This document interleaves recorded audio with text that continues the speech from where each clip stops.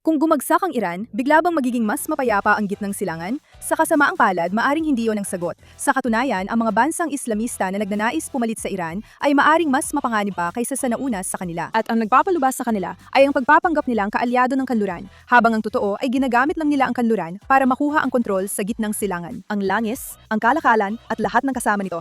Ngayong linggo, naglabas sila ng pampublikong pahayag na nagpapatunay dito. Noon, Agosto 7, nilagdaan ng Saudi Arabia, Turkey at Pakistan ang isang kasunduan sa magkasanib na depensa sa Mecca. Sinasabi sa kasunduan na ang anumang armadong pag-atake sa isa sa kanila ay ituturing na pag-atake sa kanilang tatlo. Sa unang tingin, parang hakbang ito para pigilan ng Iran na umatake sa kanila. Pero mas malaki pa rito ang totoong dahilan. Kasi mabilis nang nawawala sa Iran ang pagiging pinakamalaking banta sa gitnang silangan. Mabilis ang mga pagbabago at gusto ng mga baluarte ng mga Islamista sa gitnang silangan na siguraduhin na sila ang may kontrol sa susunod. Layunin ng kasunduang ito na pantibayin yon, pero delikado ang mga bansang ito at labis silang may matinding hinanakit sa kanluran.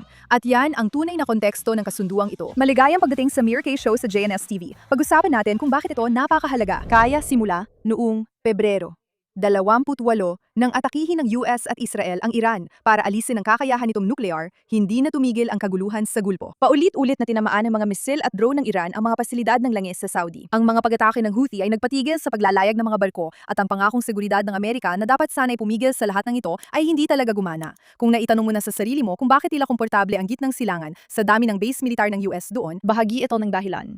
Sa loob ng mga dekada, pumirma ang Estados Unidos at ang mga bansang ito ng mga kasunduan na nagsisiguro na kung sakaling lumala ang sitwasyon sa rehiyon, tutulong ang Amerika na ipagtanggol ang mga bansang ito laban sa kaguluhan. At kapalit nito, nagkakaroon ng boses ang US sa mga nangyayari. Iyan ang dahilan kung bakit naroon ng mga base, kung bakit sila umiiral. Pero habang lumalala ang sigalot na ito, ang mga bansang may base militar ng US ang naging pangunahing target ng mga pag-atake ng Iran. Pinanood ng Saudi Arabia ang mga pangyayari na dapat sana ay napigilan ng presensya ng militar ng Amerika at napagtanto nilang hindi na epektibo ang umasa lang sa Washington bilang estratehiya.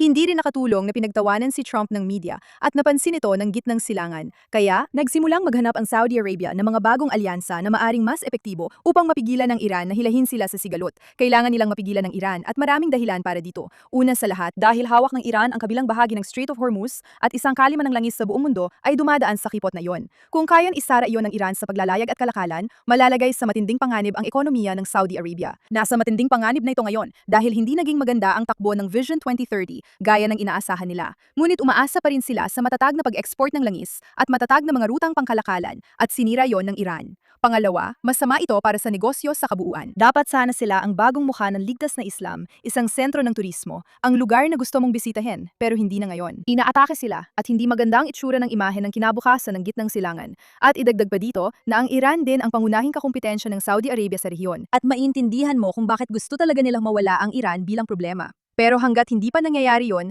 kailangan nilang mapatigil ang Iran sa pag-atake sa kanila. Kaya, nagsimyuma silang makipag-usap sa iba pang mga bansa sa gitnang silangan na maaring mas mapigilan ng Iran kumpara sa nagawa ng US sa gitna ng sigalot na ito. At dito na pumapasok ang kasunduan kasama ang Pakistan at Turkey. Ayon sa kasunduan, ang anumang armadong pag-atake laban sa alinman sa mga bansang ito ay ituturing na pag-atake sa kanilang tatlo. Isa itong kasunduang magtatanggol sa isa't isa. Bukod pa ron, hindi pa talaga na ilalabas ang buong nilalaman ng kasunduan at hindi rin malinaw kung ano talaga ang ibig sabihin nito sa technical na aspeto. Oo, ituturing na pag-atake sa kanilang tatlo ang anumang pag-atake. Pero obligasyon ba ng mga bansa na tumugon? Hindi ito ganoon kalinaw. Alam mo, matalino ang pagkakagawa nito dahil parang kapareho ito ng commitment ng NATO na nakasanayan na natin. Sinasabi ng Article 5 ng NATO na ang armadong pag-atake sa isa ay itinuturing na pag-atake sa lahat. Pero ang pangalawang pangungusap ang mahalaga. Iyon ang nag-oobliga sa mga bansa na tumugon. Ang NATO ay may 40 taon ng pinagsamang infrastrukturang militar, mga estruktura ng pamumuno, mga sistema ng intelihensya, kagamitan, at mga protokol na gipapagana sa Article 5 at ginagawa itong kapani-paniwala kapag ito ay ginagamit. Pero hindi ganoon ang kaso dito. Ang obligasyon na tumugon ay hindi bahagi ng kasunduang ito. Kaya rin naman, ang kasunduang ito ay may mas malalim na kahulugan kaysa sa mga teknikalidad dito. Siyempre, nagsisilbi itong senyales sa Iran at sa buong mundo na kami, ang Turkiya, Saudi Arabia at Pakistan ay magkakatuwang na ngayon at pumili na kami ng panig. At balak namin naming gamitin ang lakas naming tatlo para pigilan ang anumang pag-atake laban sa amin. Pero hindi lang ito tungkol sa pagpigil. Ang dahilan ng kooperasyong ito ay mas malalim. Mas malalim pa doon. Ang Iran ay ginagamit lang nilang dahilan para gawing lehitimo ito. Pero ipapaliwanag natin yan mamaya dahil una, kailangan nating maintindihan kung bakit particular itong tatlong bansa. Para sa Saudi Arabia, malinaw naman. Bago ang kasunduang ito, kapag gustong makipag-usap ng Saudi Arabia sa Iran o gumawa ng mga desisyon tungkol sa gitnang silangan, kailangan muna nitong isaalang-alang kung ano ang gusto ng Washington. Ang US lang ang tanging seryosong garantiya ng seguridad ng Saudi Arabia, kaya humihingi ng permiso at nakikipag-ugnayan ang Saudi Arabia sa Washington at kailangan gumawa ng mga desisyon base sa schedule at prioridad ng Washington. Totoo pa rin ito, pero ngayon may mga bagong potensyal na kapartner ang Saudi Arabia. May militar ang Turkey, may nuclear weapons ang Pakistan. Kung gusto ng Saudi Arabia na makipag-usap sa Iran o gumawa ng aksyon laban sa mga banta ng Iran, maaari na nitong gawin yon na alam na kasama na sa usapan ang Turkey at Pakistan. Na ibig sabihin, hindi na lang suporta ng Amerika ang kailangan ng Saudi Arabia para kumilos. Pero muli, iyon na ang palusot. Pinapayagan ng kasunduang ito ang Saudi Arabia na ipakita ang sarili bilang leader ng rehiyon ng Gulf. Sa pamamagitan ng pagdaraos ng paglagdan ito sa Mecca at pagtipon ng tatlong pinakamalalakas na bansang mayoryang Muslim, sinasabi ng Saudi Arabia sa buong mundo, pagdating sa ng gitnang silangan, kami ang namumuno dito at kami ang gumagawa ng mga desisyon. Kami ang mukha ng katatagan sa rehiyon, hindi ang Iran at hindi ang Israel. At ang diplomasya at pamumuno nito sa rehiyon ay nagkakaroon ng malaking impluensya.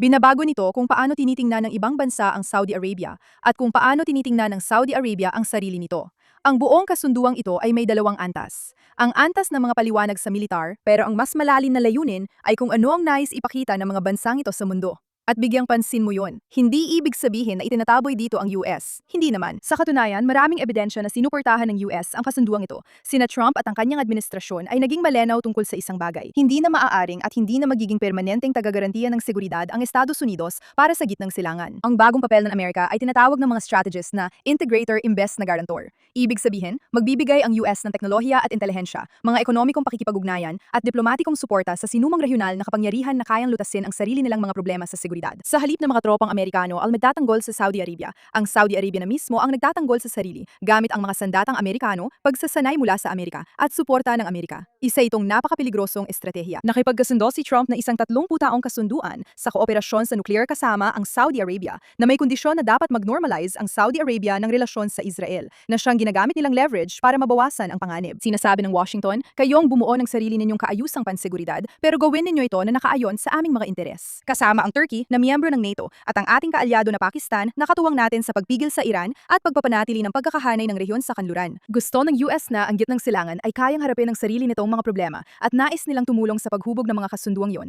pero manatiling hindi kasali. Tinitingnan nila ang pangmatagalang plano, lumilihan ng pagdepende para sila ay pakinggan pero nagbibigay din ng kalayaan para hindi na nila kailangang makialam. Isang napakadelikadong laro ito at kahalintulad ng ginagawa nila sa Israel. Sa unang tingin, parang maganda pakinggan. Ang Saudi Arabia ang magpapabagsak sa Iran.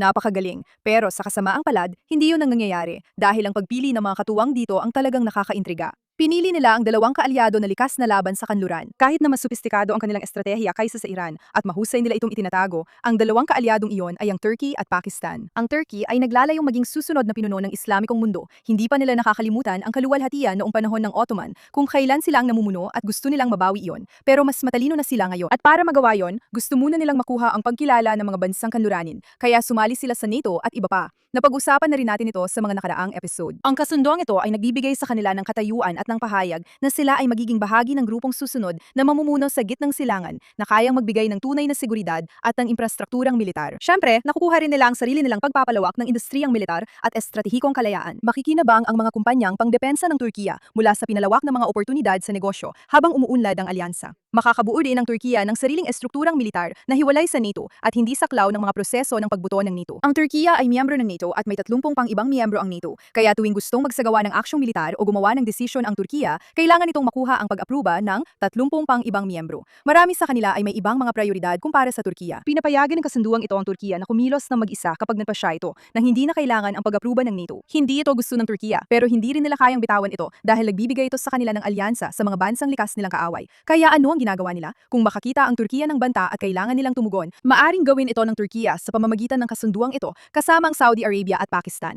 nang hindi na kailangang makipag-usap muna sa kanilang mga kaalyado sa NATO.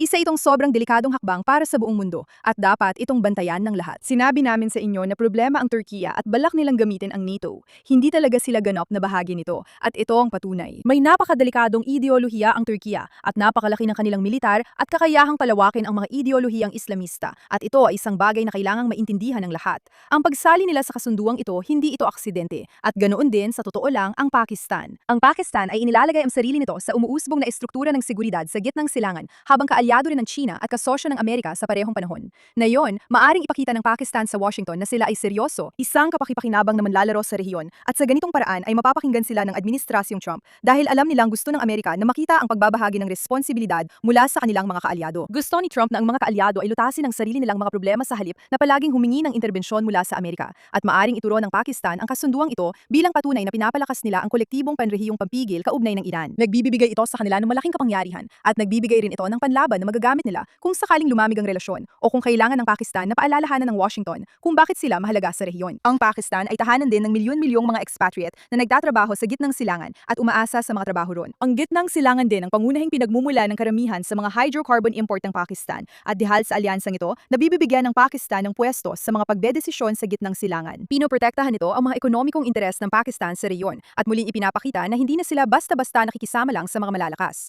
Sila na ang malalakas. At sa mundo ng mga Islamista sa gitnang silangan, lakas ang pangunahing kailangan mo o kahit man lang ang tingin ng iba na malakas ka. Hindi pa nga natin nababanggit na ang Pakistan ay may sandatang nuclear, kaya gusto ng Saudi Arabia na mapasama sila sa kasunduan. Pinag-iisa ng kasunduang ito ang tatlong pinakamalalakas na bansang mayoryang Muslim, ang Saudi Arabia na mayaman, may mahalagang lokasyon, at may pinakabanal na mga lugar sa Islam, ang Turkey na may pangalawang pinakamalaking militar sa NATO, at isang dekada ng direktang mga interbensyong militar na nagpapatunay na kaya nitong magpadala talaga ng mga sundalo, at ang Pakistan na may mga sandatang nuklear at hukbong sandatahang talagang lumaban na sa mga digmaan. Sama-sama, sila ay kumakatawan sa ibang uri ng sentro ng kapangyarihan sa mundo ng mga Muslim na hindi pa nagkaroon noon. Ngayon, nang sinabi kong tatlo, apat talaga sila dahil hindi pa natin nabanggit ang Ehipto. Pero wag mag-alala, nakikipag-usap din sila para sumali sa kasunduang ito. Ang kasunduang ito ay nilikha sa anino ng posibleng pagbagsak ng Iran. Ang rehimen ng Iran ay humina, posibleng hindi matatag. At kung magpapatuloy ang mga pangyayari o biglang magbago ang sitwasyon, magbabago na ang balanse ng kapangyarihan sa gitnang silangan. Ang Saudi Arabia ay naghahanda para sa sandaling yon. Matagal na itong inaasahan. Ayon sa mga kasaling partido, hindi ito bagong pangyayari. Pinag-uusapan na raw ito sa loob ng huling 2 taon. Kaya ang tanong, bakit ngayon, bukod sa napapanahong pagkakataon na maaring pumirma ang Saudi Arabia ng kasunduang nuclear sa US? Kaya sinasabi ng kasunduan sa rehiyon na kapag humina ang impluwensya ng Iran, kami ang mga bansang papalit sa pwesto na yon. Kami ang magkakaroon ng kapangyarihan. Kami ang magiging mahalaga. Sinasabi ng Saudi Arabia, Turkey at Pakistan, kami ang kinabukasan ng mundo Muslim, hindi ang Iran. Kami.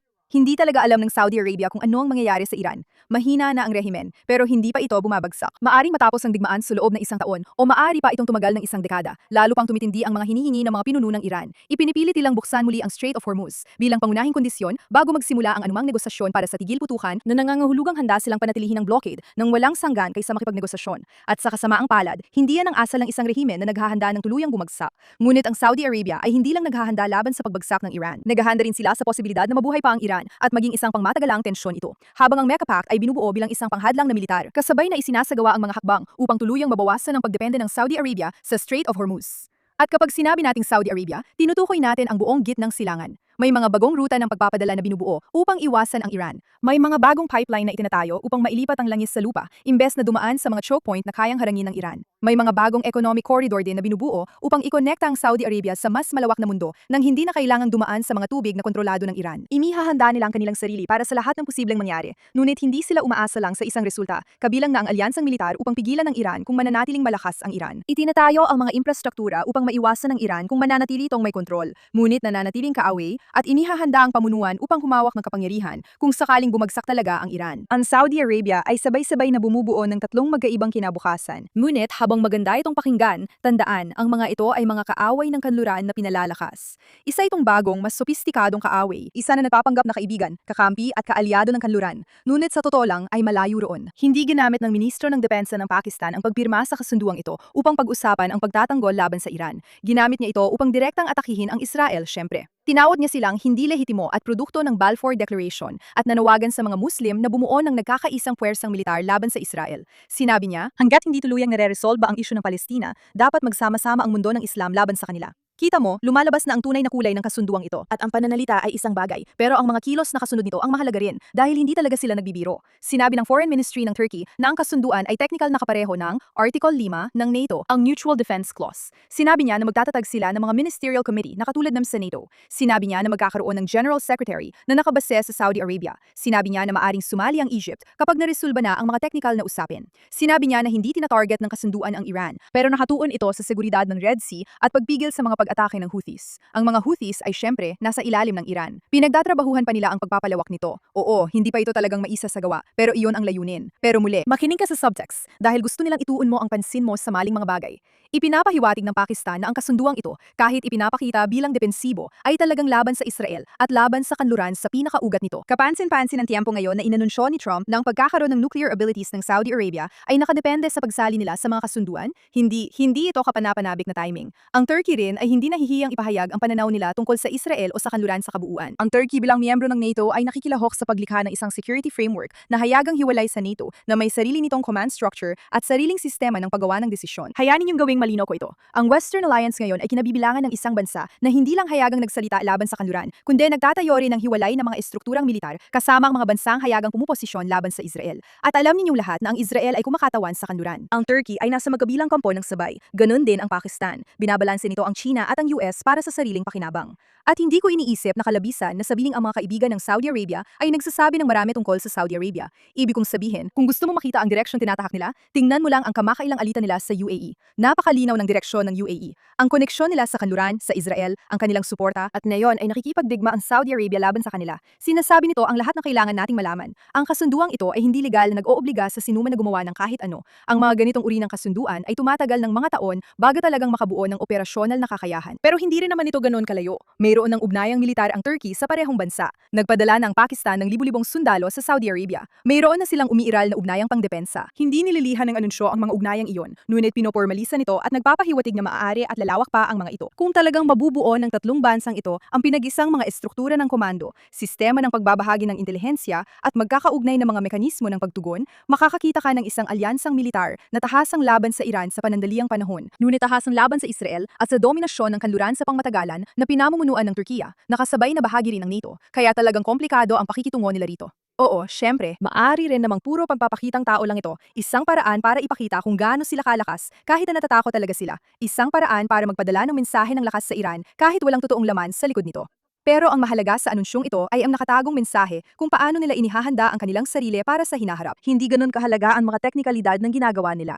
Kahit hindi nila hayagang sinasabi ang totoong dahilan ng Mecca Pact, malinaw naman ito. Syempre, ang opisyal na anunsyo at dahilan ay kahit ayaw nilang aminin, totoo ang takot nila sa Iran at ang pagpigil sa mga susunod pang pag-atake ang prioridad nila ngayon. At lehitimo naman yon, hindi ba? Isa pa sa mga prioridad nila ay ang paghahanda ng mga infrastruktura para makaiwas sa Iran kung sakaling tumagal ang sigalot na ito. Pati na rin ang pagpapanatiling bukas ng kanilang mga opsyon para sa hinaharap at pagpapatibay ng mga alyansa nila na may saysay naman talaga. Pero ang dahilan na talagang pinakamahalaga at hindi nila sinasabi ay ito.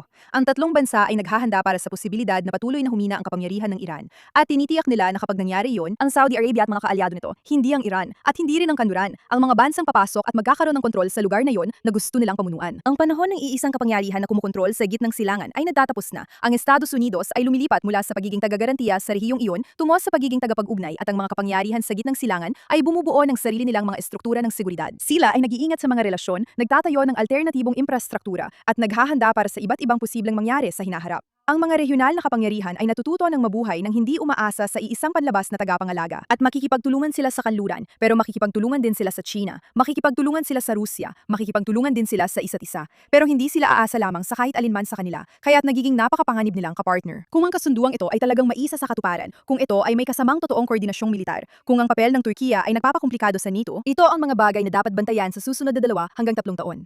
Ang mga bansa sa gitnang silangan ay kumikilos patungo sa mas malaking kalayaan, pero pati na rin sa mas malaking kapangyarihan at kontrol. Bagamat maaring maganda ang tunog nito, hindi dapat kalimutan kung ano talaga ang layunin ng lahat ng ito, kung anong kanilang paniniwala, at kung anong tingin nilang papel nila sa mundo bilang mga Islamista. At kahit na matagal na nakatulong sa kanila ang mga alyansa sa kanluran, maaring papunta na tayo sa panahon kung saan hindi na ito totoo. Kaya anong ibig sabihin nito para sa ating mga taga-kanluran na nanonood sa mga nangyayari? Isa itong paalala sa atin na ang pakikialam ng US sa ganitong usapin ay hindi basta-basta kalokohan gaya ng gustong ipaniwala sa atin ng media. Pero ang kahalagahan ng pagpapakita ng lakas at pagpigil sa gitnang silangan ay hindi na lang tungkol sa Iran, tungkol na ito sa hinaharap. At habang ang Israel ay may Diyos sa kanilang panig, habang ang mga bansang ito ay lumalayo sa suporta ng US at pinipili ang sariling proteksyon, malinaw na dapat gawin din ito ng Israel at panatilihing bukas na bukas ang kanilang mga mata upang tandaan na maaring malaking banta ang Iran, pero may iba pang mga banta rin. Ako si Iri Yerki at makikita tayo muli sa susunod.